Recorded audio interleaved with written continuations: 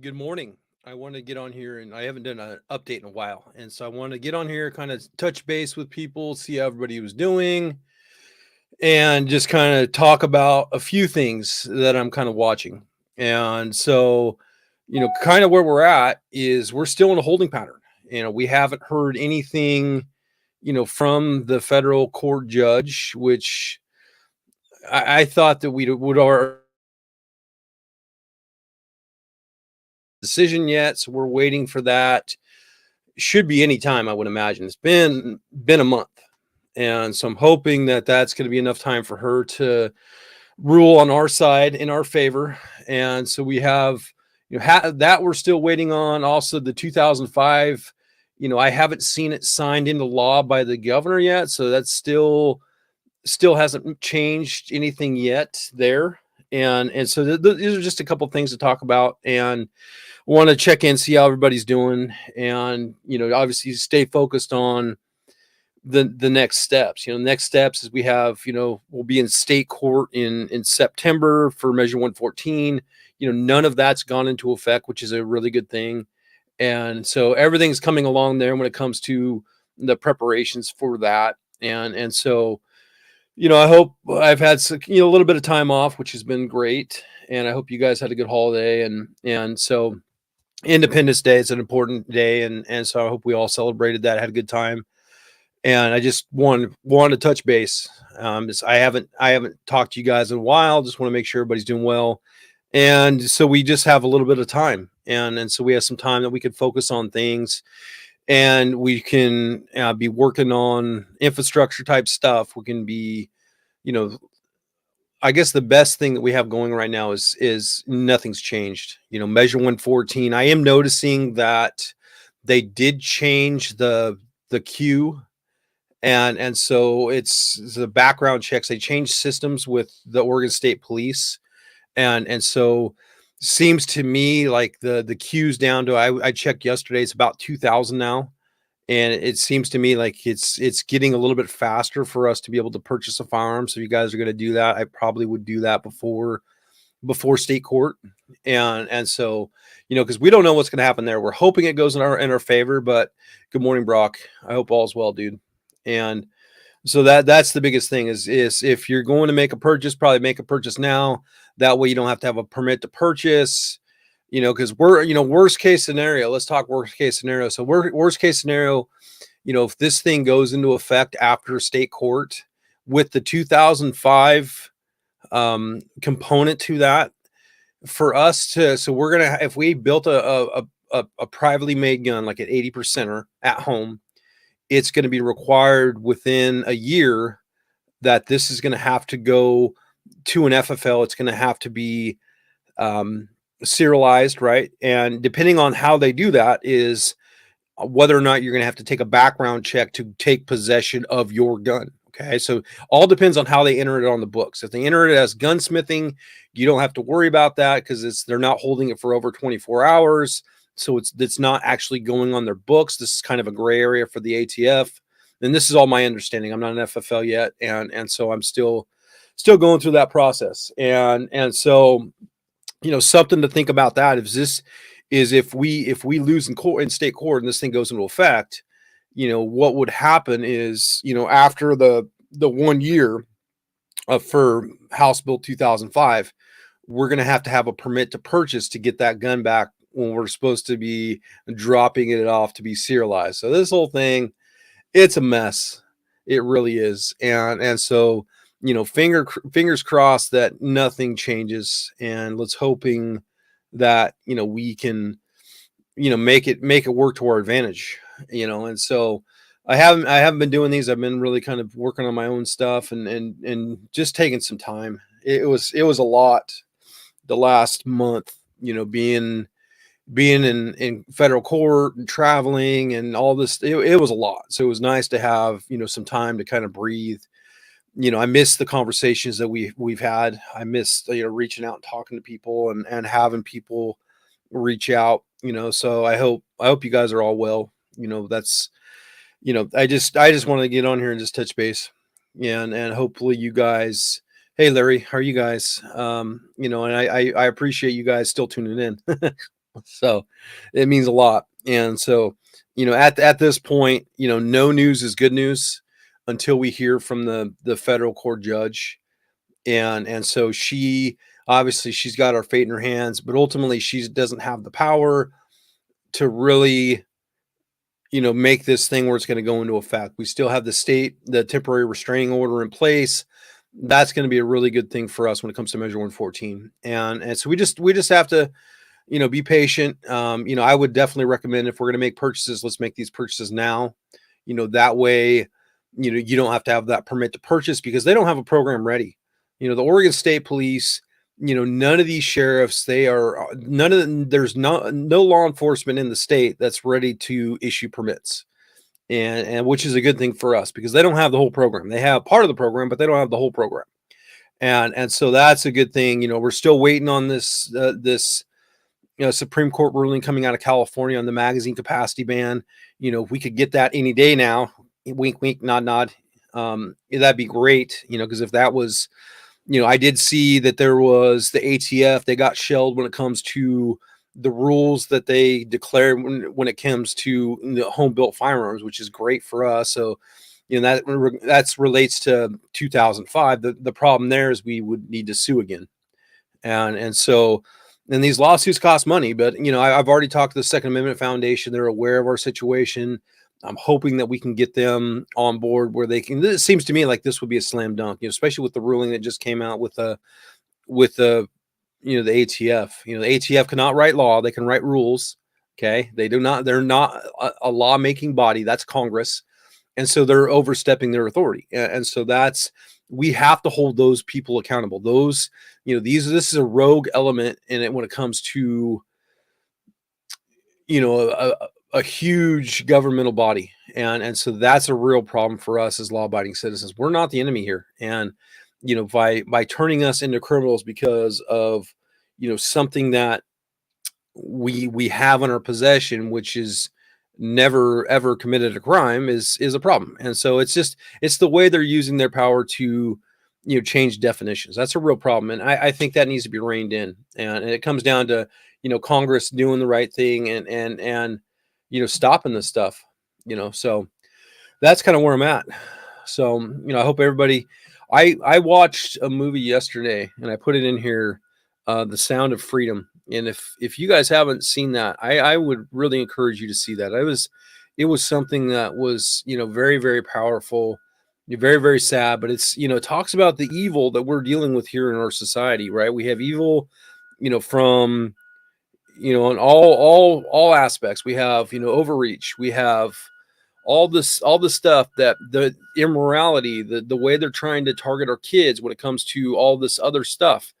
And so we have to be aware of this, and we have to push back. And I'm glad to see The Sound of Freedom's getting, the support from the public that it's getting. It's one of the top movies in the country right now, which is a really, really good thing, because it's all self-funded. It's not part of the Hollywood machine, which is great because it has morals. So I highly encourage you to check it out. And so, yeah, absolutely correct. Unelected. And typically what these people are, the people that are installed in the tops of these agencies, they are handpicked because of their positions. The David Chipman guy that we luckily was able to get him thrown out. He was caught, with his hand in the cookie jar, because he was standing over the burning remains of Waco.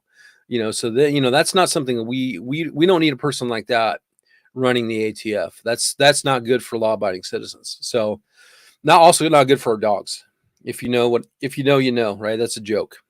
I like jokes, and I love dogs. So, but that's kind of where I'm at. I want to just kind of give you guys a touch in, check in with you guys to make sure that you guys, nothing's changed. We're still waiting. Haven't seen anything out of the governor's office. I don't know what's taking so long, why that hasn't been signed. Maybe she is pulling the crowd. Maybe I don't know. I still feel that she's going to sign it into law. And so, which it's going to do nothing. It's not going to save a single life. It's not going to do what what it's going to do is just ensnare you like all the other ones they've written lately.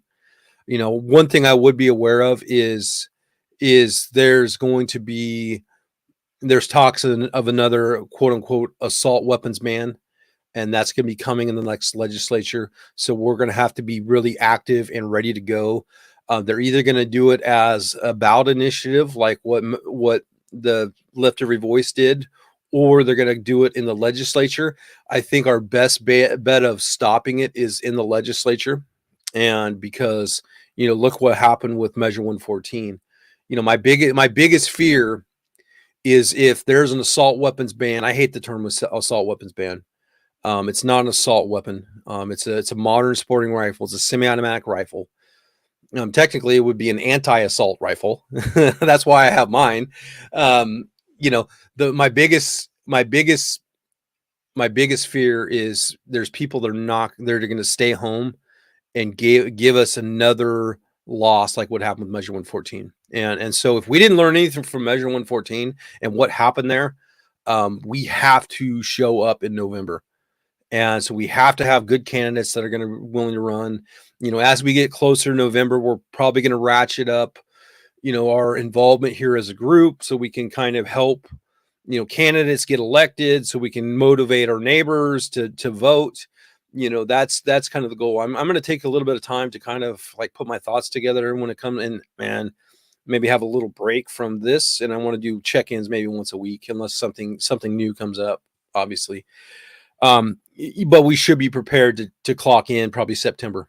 And so we're talking clocking in. That means we're ready to make a change here in the state of Oregon. And so we're going to have some time off, time to enjoy our families, get out in the sun, shoot some rifles and enjoy our Second Amendment rights. But when it comes September, we're going to have to be ready to go, because we don't know what's going to hold. And if they bring an assault weapons ban through the legislature, we're going to have to be up there. We're going to have to be very, very active. We're going to have to push back, and we have to reframe the argument. I think we did a horrific job, and a lot of it's the Republicans up there in the state legislature, that they did not push back on the ghost gun, because none of these ghost guns are undetectable by a metal detector. And so we have to be instrumental in shaping this narrative. Okay. And that's where we're going to have to clock in, and we're going to have to make sure that we're calling our reps, emailing our reps and senators,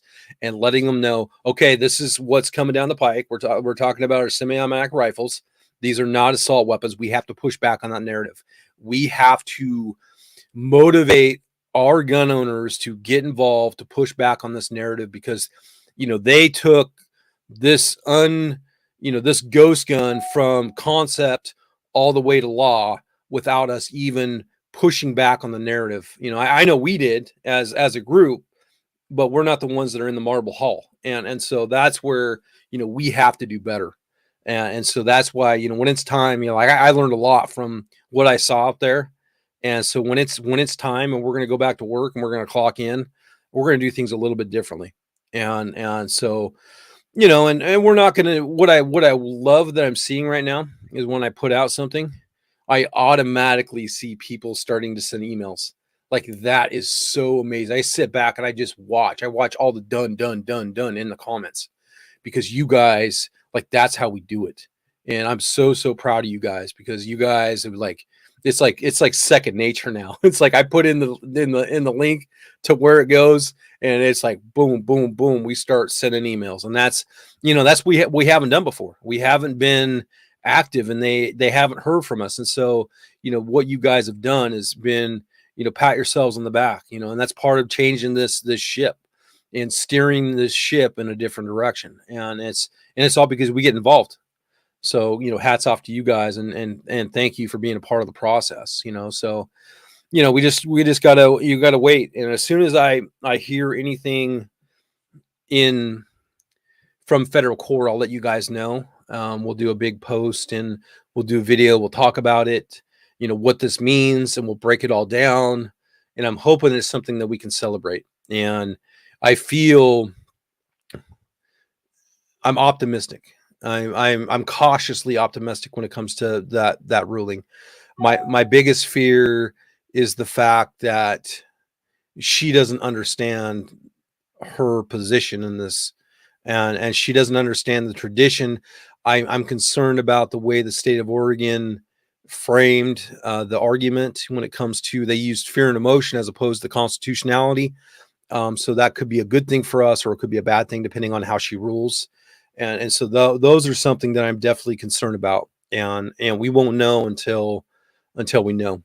And so hopefully any day, and as soon as that happens, either we're going to celebrate or we're going to cry, and then we're going to go on to the appeals court. Either way, it's going to appeals. There's no way the state of Oregon is going to allow us to a victory, and there's no way we're going to give them a victory. So we're going to go to the next court. The next court's going to be in San Francisco, the Ninth Circuit.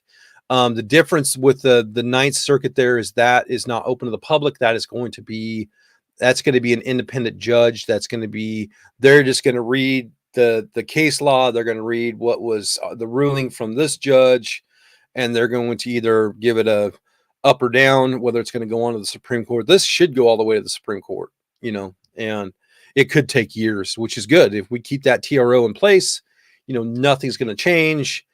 Status quo is the law of the land, which I hate saying law of the land because it's not law, because it hasn't gone into effect. And so the other side, Lift Every Voice, is like, oh, this is the law. No, it's not the law, because if it was the law, I would have to have a permit to go buy a gun right now. And I can go buy a gun with my CHL and my driver's license. So there's a lot to it. So, that's kind of where we're at. I just want to do a quick check-in. I get to go shoot today, so I'm really excited about that. And I get to sign in a new rifle. And so I'm really, really excited about that. And I hope you guys have a good day. I hope you had a good, 4th of July. Make sure you do go see The Sound of Freedom. It's an excellent movie. And the way I'm looking at it is I'm going to support those now from going forward. I'm going to support those that are supporting us, right? I'm not going to give any money. I'm really happy to see Bud Light tanking the way they are. That's a really, really good thing. So we need to start voting smarter, voting with our pocketbooks, also with those FFLs. Make sure those FFLs that you're doing business well are helping support your rights. That's really, really important. So we're all in this together. And so we need their help. So we need their platforms. We need them to share the message. We need to make sure that they are educating people as they come in on, where we're at. And so, that's kind of where I'm at. So, yeah. So Brad, yeah, absolutely correct. And so, it's just going to take money. It's going to take more resources, and we have to understand, what they're trying to do is they're just trying to throw everything at the wall to see what sticks. And they continue to lose. And that's why we have to stay positive. We have to stay focused, because we are in a good position. Obviously we might lose one, but we're going to go to another court where we have a better standing. And that's how we're going to get these victories. And so, we're not lost, and we just got to stay focused. We got to make sure that when it's time that we do our part, we do our part, and I think we're in a better spot now than we were a year ago. I really do. And it's because you guys are part of this process, and you are exercising your civil liberties in a way, because you're using the First Amendment to protect the Second. And it's pretty amazing. So I'm really proud of you guys. And so I'm glad to be a part of it. So other than that, I'm going to get off here. You guys have a good Thursday. Enjoy the sun. Don't get heat stroke. And stay tuned for updates. Obviously, as soon as I hear anything out of federal court, I will let you know. Hopefully, it's good news. And another thing I want to bring up is freedom of information requests. I'm going to do another one. I'm going to let probably 90 days pass from the end of the federal trial, because there's still going to be billing. And then I'm going to file another freedom of information request to get every single penny that was paid. And so, yeah, dude, I'm really looking forward to it. So, that's kind of where I'm at. So, we're going to keep, and we're going to spread that along, and we're going to hopefully take it to our neighbors and make people mad. It's so fun to get behind a new rifle, and I'm so I'm so lucky to be in a position where I can do what I do, and I love what I do. You know, I have a couple classes this weekend, and so it's fun. It's really fun to get to just take a deep breath and not have to focus on. All I have to focus is on my trigger press, my breathing, and my crosshairs. And it's nice to be able to kind of take some time off from this, even though I miss our daily talks. It's a lot. And so another thing, I will be dropping another video on Patreon tomorrow on the continuing education when it comes to, you know, what we're doing to become better advocates or activists. I'm working on that. So I'm working on that later on today. And so that'll be dropping tomorrow morning. So look out for that. What'd you get? Which one did you get? Larry, what rifle did you get? So yeah, I'm shooting a bolt action 6.5 Creedmoor. This is my first 6.5 Creedmoor. And so I'm running some Nosler in it today to kind of see how it does. And I'm really, really excited about that caliber. And so that's, you know, that's going to be fun. So, you know, whatever you guys do, get out there, stay cool, hydrate, and be safe. Oh, AR-10. Cool. Yeah. Awesome. You know, that's a great platform as well. That's the one I don't have. That'll be one of my next is an AR-10. So yeah, on 308. Yeah, I would definitely recommend that caliber. So, all right, I'm out of here. Have a good day. I will talk to you guys soon. Thank you. Thanks for tuning in.